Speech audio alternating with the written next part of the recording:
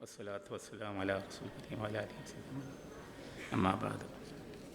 വേദിയിലെ ഏറ്റവും പ്രിയങ്കരനായ ഷെയ്ഖ് അബ്ബാലിഷി തങ്ങൾ അവരുടെ അനുസ്മരണ പ്രഭാഷണം നടത്തിയ പ്രിയപ്പെട്ട ഓണംപള്ളി, മുഖ്യാതിഥിയായി ഇവിടെ പങ്കെടുത്ത് സംസാരിച്ച ശ്രീരാമനുണ്ണി, വേദിയിലുള്ള മുനീർ സാഹിബ്, ബാബ സാഹിബ് അടക്കമുള്ള സഹപ്രവർത്തകന്മാരായ നേതാക്കന്മാരെ, സുഹൃത്തുക്കൾ, അസ്സലാമു അലൈക്കും.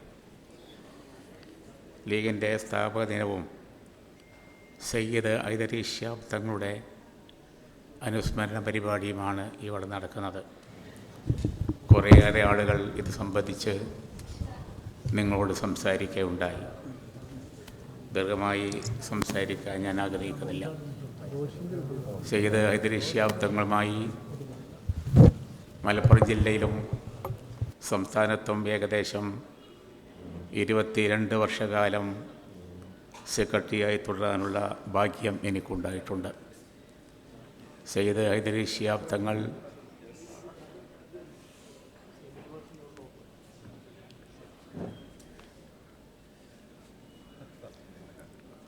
സാധാരണഗതിയിൽ മലപ്പുറം ജില്ലാ മുസ്ലിം ലീഗിൻ്റെ പ്രസിഡന്റ്, സംസ്ഥാന പ്രസിഡൻ്റാണ് ഉണ്ടായിരുന്നത്.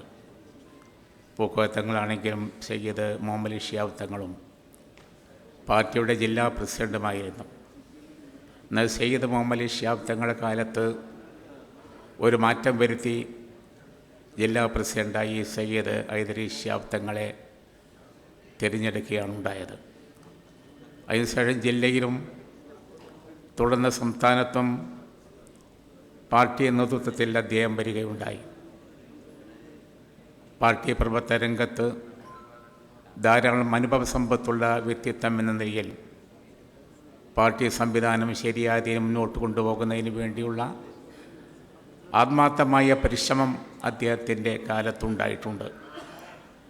എടുത്തു പറയാവുന്ന 1-2 കാര്യങ്ങൾ പറയുന്നത്, നമ്മുടെ മെമ്പർഷിപ്പും തിരഞ്ഞെടുപ്പ് രീതി അനുസരിച്ച് പാർട്ടി നേതൃത്വത്തിൽ വരേണ്ട പലർക്കും വരാൻ കഴിയാത്തൊരു സാഹചര്യം ഉണ്ടായിരുന്നു.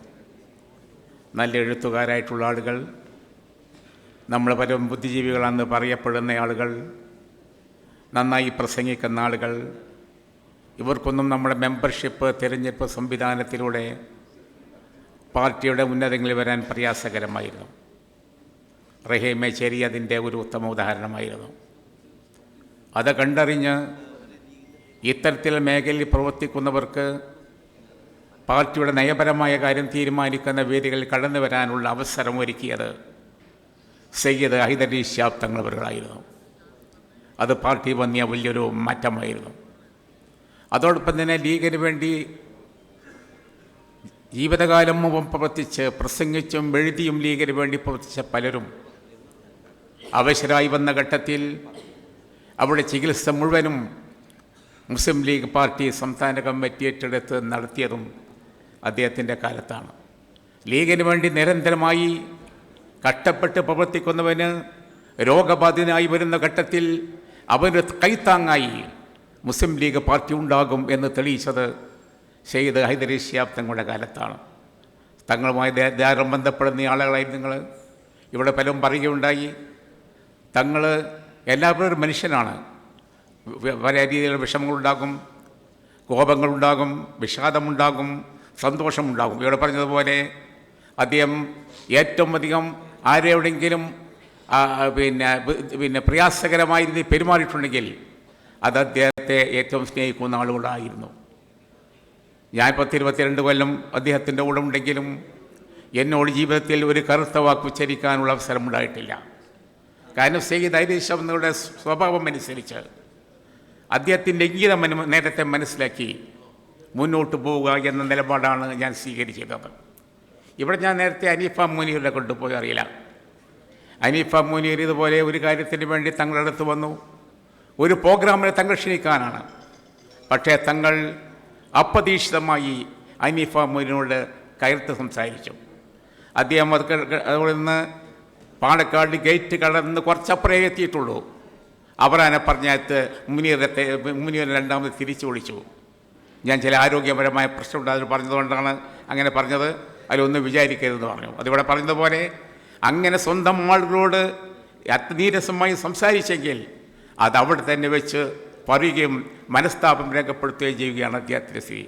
ധാരാളം തർക്കങ്ങൾ, ലീഗിൻ്റെ തർക്കങ്ങൾ തീർക്കുക അദ്ദേഹത്തിൻ്റെ പതിവാണ്. ആര് പറയുന്നതും കേൾക്കാനുള്ള മനസ്സ് നല്ല ലിസണറായിരുന്നു ഹൈദരലി ശിഹാബ് തങ്ങൾ. ആരെന്ത് പറഞ്ഞാലും അത് മുഴുവൻ കേൾക്കും. അലോസരമായ കാര്യങ്ങളാണെങ്കിലും കേട്ടുകൊണ്ടേയിരിക്കും. തർക്കം വന്ന രണ്ട് വിഭാഗം തമ്മിൽ ഇരുന്ന് കഴിഞ്ഞാൽ ആ തർക്കത്തിനിടെ തങ്ങൾക്ക് പറയാൻ പറ്റാത്ത കാര്യങ്ങൾ ഞാൻ പറയും. ആളുകളെ വിഷമിപ്പിക്കുന്ന, പ്രകോപിപ്പിക്കുന്ന സംസാരം ഞാനാണ് നടത്തുക.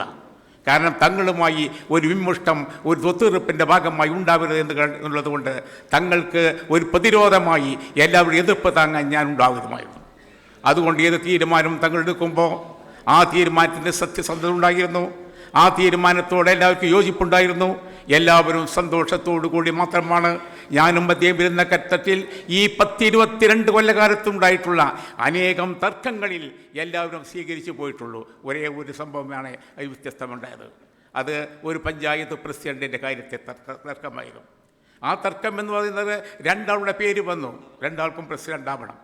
അപ്പോൾ തർക്കം വന്നപ്പോൾ ഞങ്ങൾ തീരുമാനിച്ചു, തങ്ങളുമായി ഏറ്റവും സ്നേഹബന്ധം പുലർത്തുന്ന, തങ്ങളുടെ വീട്ടിലെ എല്ലാ തേങ്ങയും അതാത് മാസം കൊണ്ടുപോകുന്ന എടുക്കുന്ന ഒരാൾ കൂടിയാണ് ഒരു ആളെന്നുള്ളത് കൊണ്ട്, അദ്ദേഹം തങ്ങളുടെ അടുപ്പമുള്ള ആളായതുകൊണ്ട് അദ്ദേഹത്തിന് അവസാനം ഒരു പിന്നെ ടേം കൊടുത്താൽ ബുദ്ധിമുട്ടാവുകയില്ല എന്ന് കണ്ടതുകൊണ്ട് ആ ഒരു തീരുമാനം പറഞ്ഞു.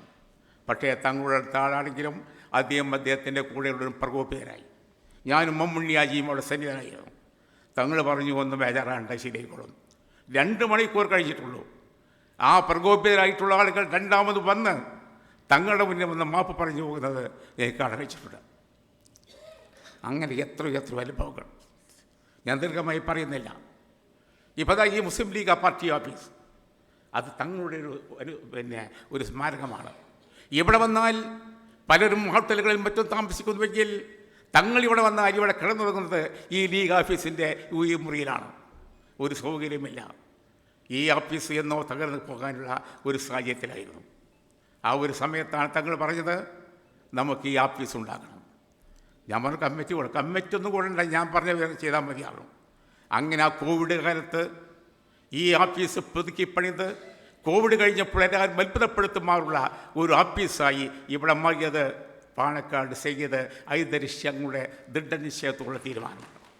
മലപ്പുറം ജില്ലാ ഓഫീസ് അതിൽ സ്ഥലം കണ്ടെത്തി അവരുണ്ടാക്കാൻ ശ്രമം നടത്തി. അതിനിടയിലാണ് സയ്യിദ് മുഹമ്മദ് ശിഹാബ് തങ്ങൾ ചന്ദ്രയ്ക്ക് ഓഫീസ് ഉണ്ടാക്കണമെന്ന് പറഞ്ഞത്. അതുകൊണ്ട് ആ ഉദ്യമത്തിൻ്റെ താല്പര്യം മാറ്റി നിർത്തി മലപ്പുറത്ത് ചന്ദ്രയുടെ ഓഫീസിൻ്റെ സ്ഥലം കണ്ടെത്തി അവരുടെ ഓഫീസ് ഉണ്ടാക്കി. മലപ്പുറം ഓഫീസും അങ്ങനെയാണ്. ഇതെല്ലാം തങ്ങളുടെ ഉറച്ച നിലപാടുകളെയും തങ്ങൾ എന്നും അനുസ്മരിപ്പിക്കാവുന്ന ഒട്ടേറെക്കാരുടെയും കാര്യമായിരുന്നു. നിങ്ങൾക്കെല്ലാവർക്കും അറിയാം, നമ്മുടെ സമൂഹത്തിൽ എത്രയോ സംഘടനകളുണ്ട്. പരസ്പരം തർക്കമാണ്, ആവശ്യമില്ലാത്ത തർക്കമാണ്. അങ്ങനെ തർക്കം വരുമ്പോൾ അതിൽ കക്ഷി പിടിച്ച് വർത്താനം പറയാൻ തങ്ങൾക്ക് ഇഷ്ടമുണ്ടായിരുന്നില്ല. തങ്ങളുടെ ഇംഗിതം അറിയുന്നത് കൊണ്ടും ഞാനും അനുസരിച്ചേ പെരുമാറുന്നുള്ളൂ. ഇവിടെ പെരുന്നാളിന് മാസ്ക് ഉറപ്പിക്കുക, നോമ്പ് ഉറപ്പിക്കുക തർക്കമാണ്. പക്ഷേ സയ്യിദ് ഹൈദരലി ശിഹാബ് തങ്ങളുടെ കാലത്ത് തങ്ങൾ മാസ്ക് ഉറപ്പിക്കുന്നതിന് മുമ്പ്, നോമ്പ് ഉറപ്പിക്കുന്നതിന് മുമ്പ്, പെരുന്നാൾ പ്രഖ്യാപിക്കുന്നതിന് മുമ്പ് എല്ലാ മതസംഘടനാ നേതാക്കന്മാരെയും ഫോണിൽ വിളിച്ച് തീരുമാനമെടുക്കുക എന്ന് പറയും. AP അബൂബക്കർ മുസ്ലിയാർ വരെ ഞാൻ വിളിച്ചു കൊടുക്കും. എല്ലാ നേതാക്കന്മാരെയും വിളിച്ചു കൊടുക്കും. അവരെല്ലാവരോടും ചോദിച്ചതിന് ശേഷമാണ് തങ്ങളെ പ്രഖ്യാപിക്കുക. അതാണ് എല്ലാ വിഭാഗത്തോടും ഒരേ നിലയിൽ കണ്ട് സൗമ്യമായി കാര്യങ്ങൾ നടത്തിക്കൊണ്ടുപോകുക എന്നുള്ള നിലപാടാണ് തങ്ങൾ സ്വീകരിച്ചത്. നിങ്ങൾക്കറിയാം, ഇവിടെ നമ്മൾ ഈ പാലിയേറ്റീവ് രംഗത്ത് വലിയൊരു മൂവ്മെൻറ്റ് നടത്തി. PTH എന്ന സംഘത്തെ തുടർന്നു. പാണക്കാട് യോഗം ചേർന്നു. ഡോക്ടർ ഇദ്രീസും അതുപോലെ ഡോക്ടർ അഷ്റഫ് ഡോക്ടർ ഇരുന്ന് എല്ലായിടത്തും ബന്ധപ്പെട്ട് ഒരു 10-15 ആരോഗ്യ പ്രവർത്തകർ ഉണ്ടാക്കാൻ വേണ്ടി ശ്രമം നടത്തി. ഹൈദരലി ശിഹാബ് തങ്ങളുടെ കാലത്താണ് ഉറച്ച നിലപാട് സ്വീകരിച്ചു. അങ്ങനെയാണ് പിന്നീട് PTS നമ്മളെ ഈ കാലിയേറ്റ് രംഗത്തേക്കുള്ള പ്രവർത്തനം തുടങ്ങിയിട്ടുള്ളത്. അങ്ങനെ എത്രയോ കാര്യങ്ങളിൽ നമുക്ക് ഈ സംഗതി പറയാൻ കഴിയും. ഞാൻ ദീർഘമായി സംസാരിക്കുന്നില്ല, കാരണം കൂടുതൽ ഇവിടെ സംസാരിക്കേണ്ട കാര്യമില്ല, സമയം വരാം. എന്നെ സംബന്ധിച്ചിടത്തോളം അദ്ദേഹം ഈ എളുപ്പത്തിൽ എനിക്കുണ്ടായ ഒരൊറ്റ അവസാനത്തെ ഒരു കാര്യം കൂടി ഞാൻ പറയാം. അത് നിയമസഭാ തിരഞ്ഞെടുപ്പാണ്. കഴിഞ്ഞ 10 വർഷക്കാലമായി പാർലമെൻ്ററി പ്രവർത്തനത്തിൽ നിന്ന് വിട്ടുനിന്ന് സംഘടനാ പ്രവർത്തനമായി പോവുകയായിരുന്നു ചെയ്തിരുന്നത്. എന്നാൽ കഴിഞ്ഞ നിയമസഭാ തിരഞ്ഞെടുപ്പിൽ രാജ്യസഭാ തെരഞ്ഞെടുപ്പ് തീരുമാനിക്കാൻ വേണ്ടി പാർലമെൻറ്റ് ബോർഡ് കൂടി. പിറ്റേന്ന് രാവിലെ ആളുകളെ പ്രഖ്യാപിക്കണം. പക്ഷേ തലേ ദിവസം രാത്രി 5 ശബ്ദം കൊണ്ട് ഒരു ഫോൺ കോൾ എനിക്ക് വരികയാണ്. അപ്രതീക്ഷിതമായ ഒരു വിളിയാണ്. കാര്യമെന്താണ്? നിങ്ങൾ നിയമസഭയിലേക്ക് മത്സരിക്കണം, തിരുവരങ്ങാടിയിലേക്ക്. നിയമസഭയിൽ മത്സരിക്കുന്നതിന് വേണ്ടി യാതൊരു ഒരുക്കമോ ഒരാഗ്രഹമോ ഞാൻ വെച്ച് പുലർത്തിയിരുന്നില്ല. പക്ഷേ എൻ്റെ നേതാവ് അദ്ദേഹത്തിൻ്റെ വിളി വന്നപ്പോൾ ഞാൻ അതൊരു വിസമ്മതഭാവം കാണിച്ചു. പക്ഷേ എന്നോട് പറഞ്ഞു മത്സരിക്കണം. എൻ്റെ സ്വഭാവം അനുസരിച്ച് പാണക്കാട് തങ്ങന്മാർ ഒരു കാര്യം പറഞ്ഞാൽ അത് എത്ര ബുദ്ധിമുട്ടുള്ള കാര്യമാണെങ്കിലും ഞാൻ നിഷേധിക്കാറില്ല. എനിക്ക് നിഷേധിക്കാൻ പറ്റിയില്ല. പക്ഷേ എൻ്റെ പേര് പറയുമ്പോൾ ചില അപശബ്ദങ്ങളുണ്ടായി. ഞാൻ തങ്ങളെ വിളിച്ചു, എന്ത് ചെയ്യണം? എന്നോട് പറഞ്ഞു മത്സരിക്കുക, വിജയിക്കും. ആ തങ്ങളുടെ ദുആ അനുസരിച്ചാണ് എൻ്റെ മുൻഗാമി കിട്ടിയിലേറെ മഹാഭൂരിപക്ഷത്തോടുകൂടി തിരുവരങ്ങാടി നിയോജകമണ്ഡലത്തിൽ എനിക്ക് ജയിക്കാൻ സാധിച്ചത്. അത് ഒരു തങ്ങളുടെ ഒരു ആഗ്രഹമനുസരിച്ചുള്ള ഒരു നൃത്തം മാത്രമായിരുന്നു എന്നാണ്. ഞാൻ ആ ദൗത്യം നിർവഹിച്ച് പോകുമ്പോൾ എൻ്റെ പ്രിയപ്പെട്ട നേതാവില്ലല്ലോ എന്ന ഒരു സങ്കടമാണ് എനിക്കുള്ളത്. അദ്ദേഹത്തിൻ്റെ പരലോചിത ബന്ധത്തിൻ്റെ ബാക്കി കൊടുക്കട്ടെ. ആമീൻ. മുസ്ലിം ലീഗിൻ്റെ